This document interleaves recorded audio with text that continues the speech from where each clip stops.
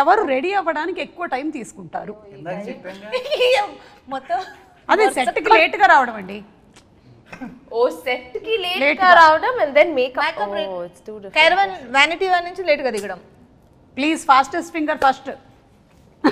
just Neha second second prize కూడా నీకే వచ్చింది నేహా. ఇదేదో 7th ఇంటర్వ్యూ 8th ఇంటర్వ్యూ అయితే బాగుండు. First interview first promotion. ఇక్కడ ఉండే ఈ ముగ్గురులో మాస్కా దాస్ భయపడేది ఎవరికి? నేను లేని ఇందులో. చేతుకు భయపడతాను. మీకు తెలుసా ఈ సంగతి? లేదు కొత్తగా చూసాడుగా.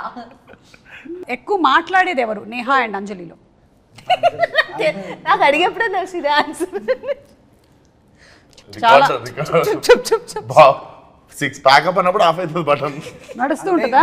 నాకు ఎలా ఉంటుందంటే 5-6 ఆర్టిస్టులు ఉన్నారంటే అంజలి వాళ్ళు అంజలి మాట్లాడుతుందని వాళ్ళు మాట్లాడతారు.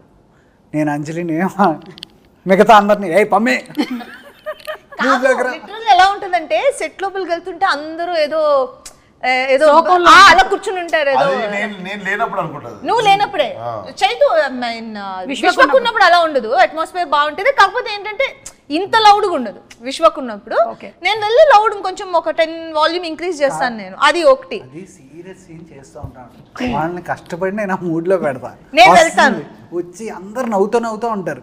వీళ్ళు ఎమోషన్ ఎప్పుడు మళ్ళీ వాళ్ళందరినీ ఆ మూడ్ లోకి మీరు తీసుకొని వచ్చి అంటే ప్రాబ్లం కాదు. ప్రాబ్లం ఏంటంటే తను చాలా స్మార్ట్. వీళ్ళతో నవ్వించి ఆన్ అన్నట్టునే వచ్చేస్తుంది.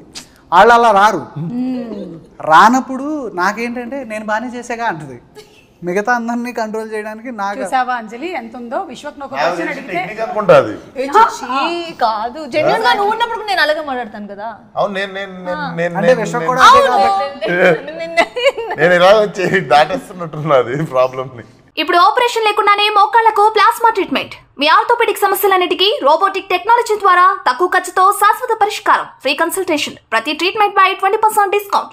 ఈ ఆఫర్ కొద్ది రోజులు మాత్రమే. త్వరపడండి. V9 hospitals 9281465842.